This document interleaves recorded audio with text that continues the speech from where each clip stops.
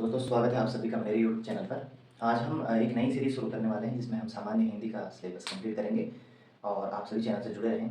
अब इस चैनल के माध्यम से हम पहले ही रीजनिंग की जो प्लेलिस्ट है वहाँ पर हमने रीजनिंग का पूरा सिलेबस कंप्लीट करना है, तो उसमें लगभग 7 वीडियो पढ़ चुके हैं। इसके बाद हमने दूसरा उत्तराखंड का चलाया था, उत्तराखंड में भी हमारे 4 वीडियो पढ़ चुके हैं। तो आप सभी चैनल से जुड़े रहें। आज हम हिंदी का सिलेबस भी शुरू करेंगे। तो हिंदी आप वनडे एग्ज़ाम में तो आपको पता है 20 नंबर में काफ़ी इंपॉर्टेंट है। तो अगर जैसे एसआई का एग्ज़ाम हुआ तो वहाँ पे 100 नंबर में है। तो जो बड़े एग्ज़ाम है वहाँ पे हिंदी का काफ़ी रोल है, और छोटे एग्ज़ामों में भी अगर आप देखें तो हिंदी काफ़ी रोल उसका रहता है।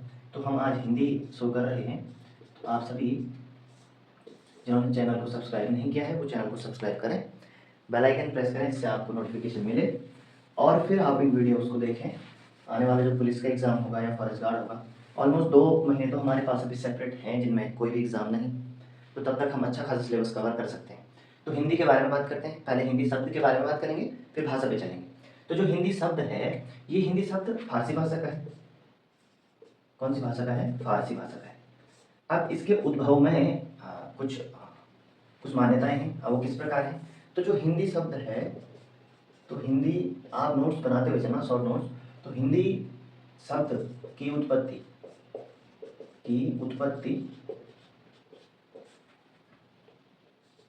संस्कृत के शब्द सिंधु, जो संस्कृत का सिंधु शब्द है, से मानी जाती है तथा फारसी भाषा से भी जुड़ा हुआ है। अब दोनों कॉन्सेप्ट को आपने समझना है। तो देखो, हमने बोला कि हिंदी भाषा जो है, हिंदी जो शब्द है, सिर्फ हिंदी शब्द की बात कर रहा हूं मैं। हिंदी शब्द की उत्पत्ति संस्कृत के सिंधु शब्द से मानी जाती है, और ये शब्द जो है फारसी भाषा से भी जुड़ा है।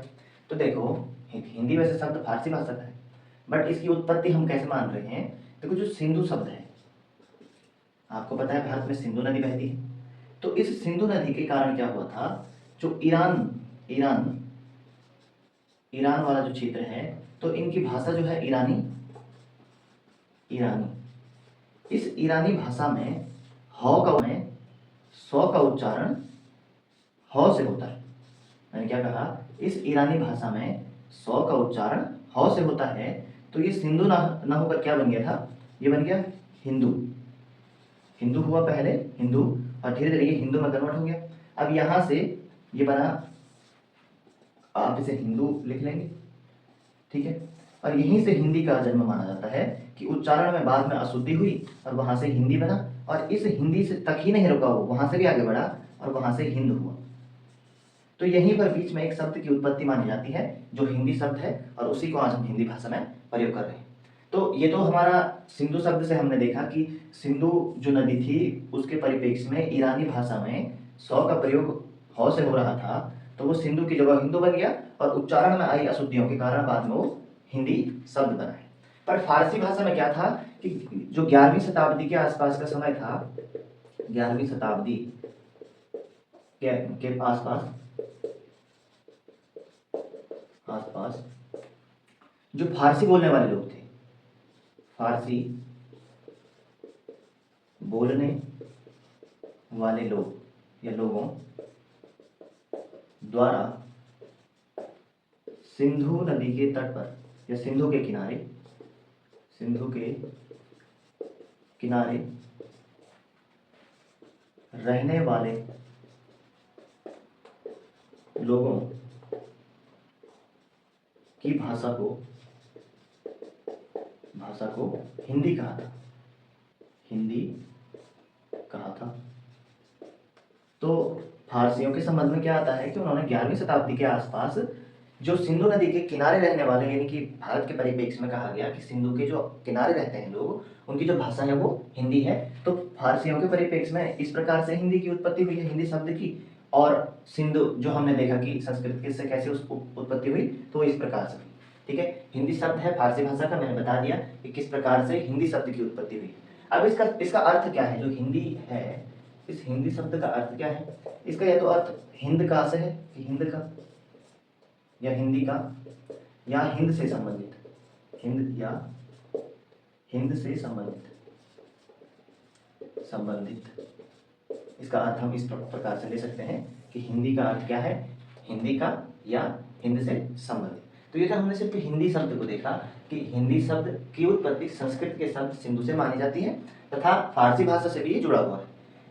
सिंधु शब्द से किस प्रकार हुई, सिंधु शब्द से हुआ, हमने देखा कि ईरानी जो भाषा है उसमें सौ का उच्चारण हौ से हो रहा है, तो वो सिंधु न होकर हिंदू हो गया, और उच्चारण में आई अशुद्धियों के कारण वो फिर हिंदी बन गया, और उस हिंदी तक ही नहीं रुका, वहां से आगे वो हिंद बन गया। तो इसी बीच में क्या हुआ है, एक शब्द बना है जिसका नाम है हिंदी, और यही आज भाषा है। और फारसियों के परिप्रेक्ष्य में क्या है कि फारसियों ने 11वीं शताब्दी के आसपास जो सिंधु नदी है इसके किनारे रहने वाले लोगों की जो भाषा मानी है वो भाषा क्या है, वो हिंदी है, तो इसका नाम हिंदी। अब हिंदी हम भाषा के रूप में पढ़ रहे हैं, तो अब हम भाषा को समझेंगे। तो आप इसको नोट कर लेना और नोट बनाते हुए चलना, जिससे आपको सहूलियत होगी आगे रिवाइज करने में। तो अब हमारे पास हम भाषा को पढ़ेंगे कि भाषा क्या है। तो आप लोग सभी हेडिंग बना लेना, भाषा। भाषा, तो भाषा आप हेडिंग बनाएंगे, भाषा, भाषा क्या है, ठीक है। तो भाषा, भाषा क्या है, भाषा ध्वनि संकेतों की एक ऐसी व्यवस्था होती है जिससे जो मुख से निकलकर हमारे विचारों के आदान प्रदान का क्या बनती है, साधन बनती है। यही परिभाषा भी हमने इसकी लिखनी है। तो परिभाषा में भी आप क्या लिखेंगे, आप लिखेंगे भाषा, भाषा ध्वनि संकेतों की वह व्यवस्था है, ध्वनि संकेतों की वह व्यवस्था है जो मुख से निकलकर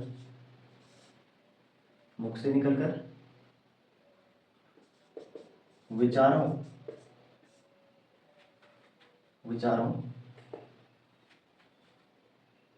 के आदान प्रदान का साधन बनती है। तो जब भी या मैं आपसे इंटरेक्ट कर पा रहा हूँ या मैं आपसे बात कर पा रहा हूँ, तो मुख से निकले जो हमारे शब्द हैं वो ध्वनि के रूप में आए हैं, तो मेरे विचार आप तक पहुँच रहे होंगे और आपके विचार मुझ तक पहुँचेंगे, तो भाषा के माध्यम से ही पहुँच पाएंगे। तो भाषा में हमने देखा कि ध्वनि संकेतों की वह व्यवस्था है जो मुख से निकलकर विचारों के आदान प्रदान का साधन बनती है। तो ये भाषा की परिभाषा आपको लिख लेनी है, ठीक है। अब आपको लिखना है, यहाँ पे नोट करके लिखना, भाषा की सबसे छोटी इकाई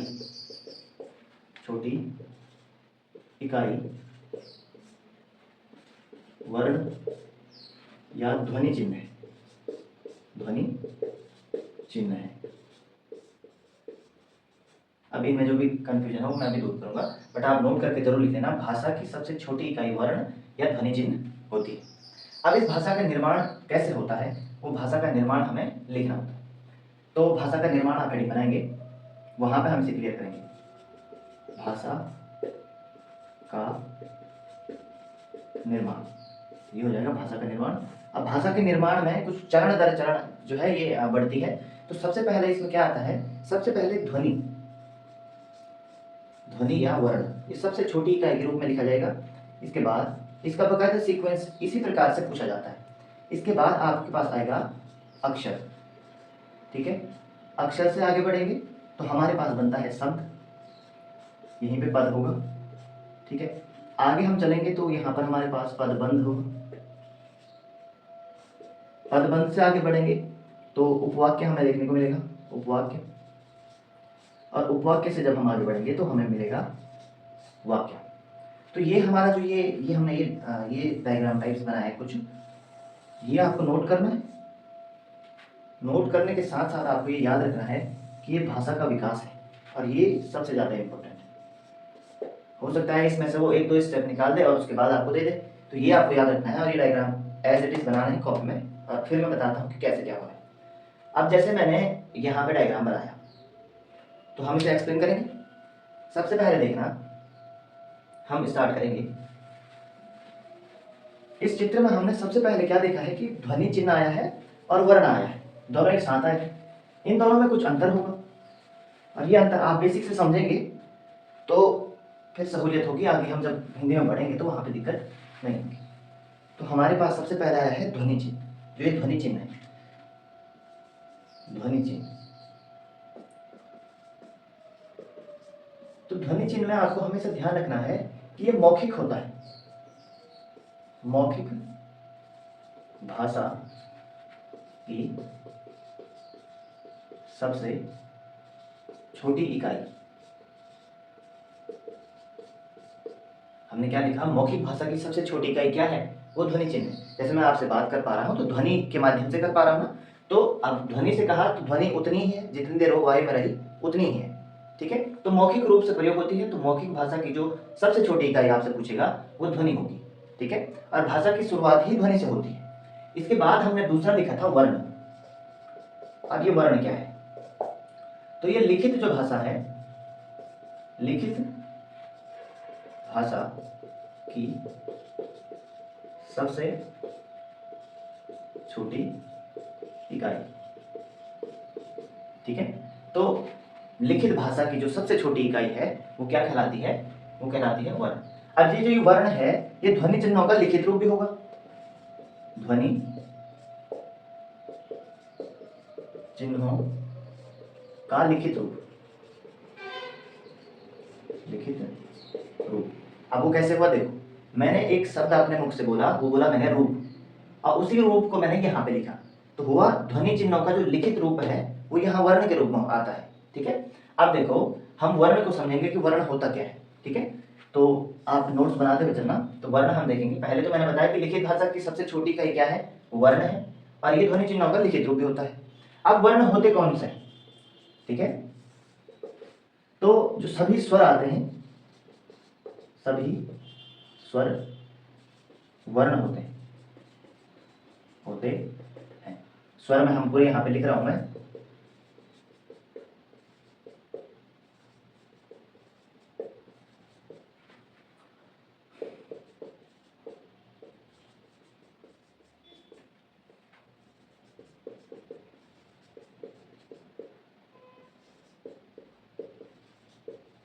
ये दो अयोग वाह में है और ये हमारे क्या है, वर्ण है, ठीक है। आगे हम जब पढ़ेंगे इनको तो ये अलग से आएंगे,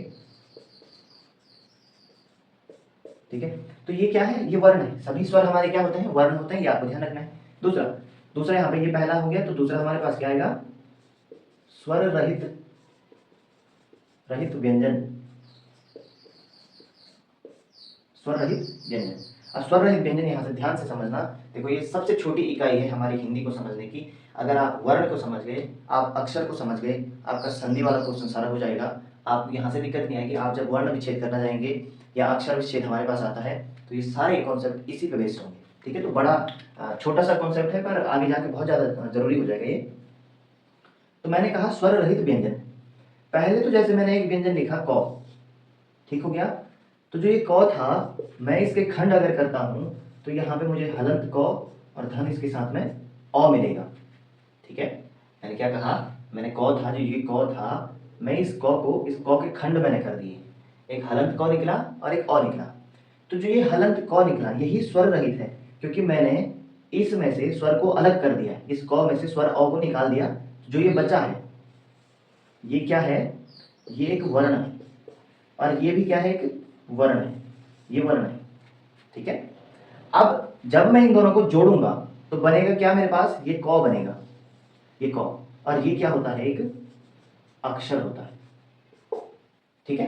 ये क क्या है, एक अक्षर है। अब यहां पे एक चीज और समझनी है, वर्णों का कभी भी खंड नहीं किया जा सकता है, ये आपको बकायदा नोट करके रखना है कि वर्णों का कभी खंड नहीं किया जा सकता है। तो मैं यहां पे लिख रहा हूं, वर्ण का कभी भी खंड नहीं किया जा सकता है, किया जा सकता है। कैसे, जैसे मैं अ लिखूंगा तो मैं इस अ को कभी तोड़ नहीं पाऊंगा, क्योंकि ये एक स्वर है जो अपने आप में पूर्ण होता है, स्वतंत्र होता है, तो ये कभी नहीं टूट पाएगा। वैसे ही मैंने कहा ये जो ये यहाँ पे हमने लिखा है, ये हलंत कौ, ये क्या है, वर्ण है। मैं इसको कभी तोड़ नहीं पाऊंगा क्योंकि मैंने इसमें से पहले से ही स्वर निकाल रखा है। पर जब मैं अक्षर की बात करता हूं तो हमें लिखना होगा अक्षर का खंड किया जा सकता है,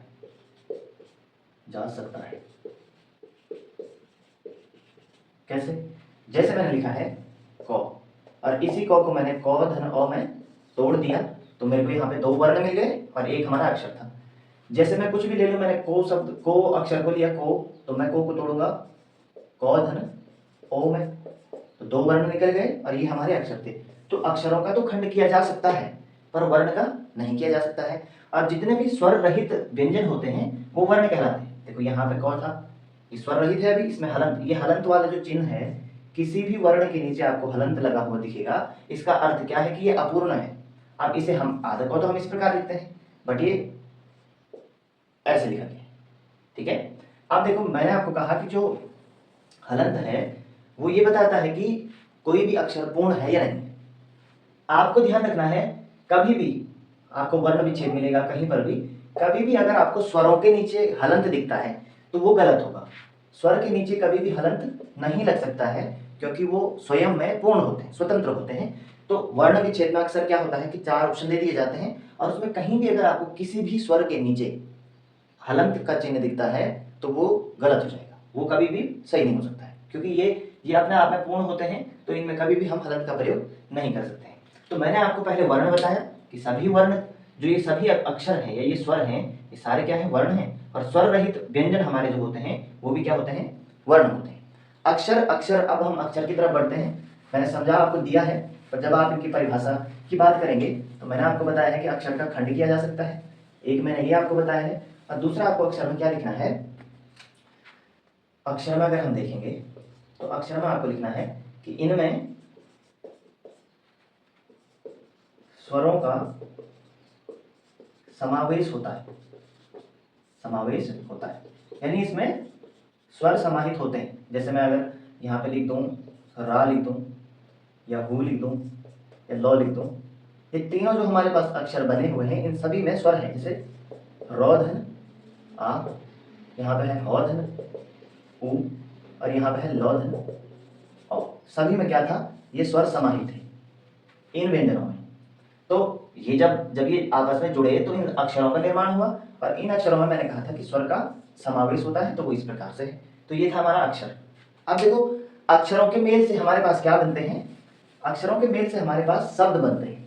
अब वो यहाँ पे देखेंगे आप कि जब हम अक्षरों के मेल से शब्द बनाते हैं तो कैसे, मान के चलिए कि हमारे पास कुछ शब्द हैं, जैसे हमारे पास नौ था, लो था, कौ था, मौ था।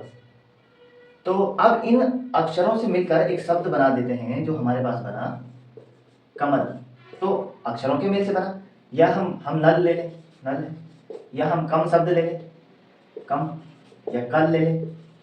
तो ये अक्षरों के मेल से बने हैं ना, और ये बने क्या हैं, ये सभी क्या हैं, ये शब्द हैं, ठीक है।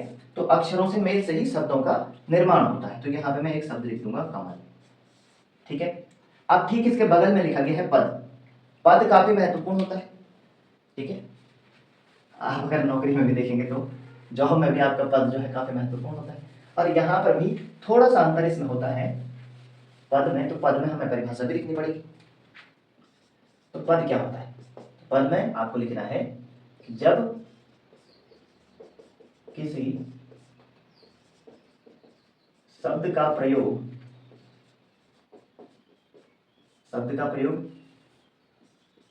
वाक्य में किया जाता है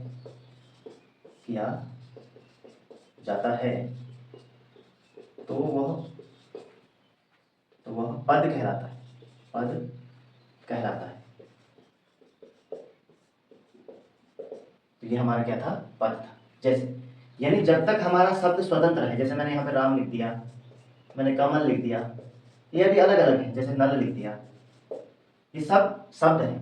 बट जब इनको वाक्य में प्रयोग कर दिया जाएगा, जैसे राम स्कूल जाता है, या राम ने कमल का पुष्प देखा।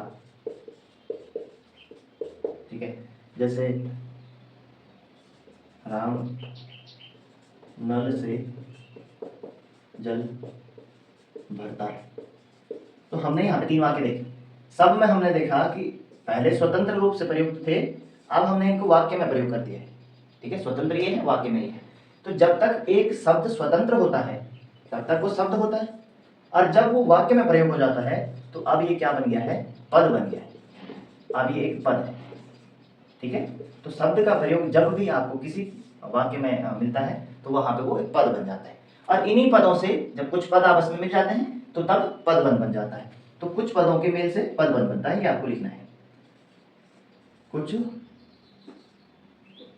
कुछ पदों के मेल से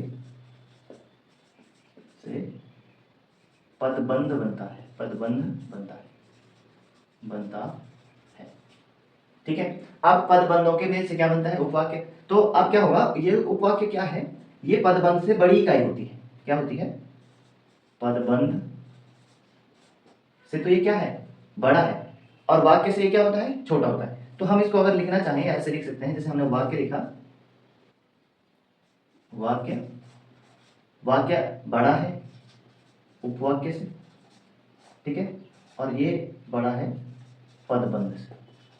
इस प्रकार आप इसको लिख सकते हैं कि उपवाक्य क्या है, ये पदबंध से तो बड़ा है और वाक्य से छोटा होता है।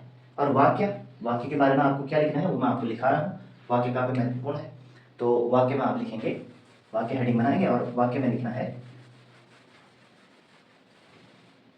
वाक्य में लिखिएगा, तो वाक्य भाषा की सबसे बड़ी इकाई है। ठीक है, सबसे बड़ी इकाई है, या सबसे बड़ी सार्थक इकाई बोल सकते हैं, सार्थक इकाई जो सबसे बड़ी होगी। और साथ में आपको ध्यान रखना है कि इसका अर्थ भी स्पष्ट होगा, अर्थ भी स्पष्ट होता है।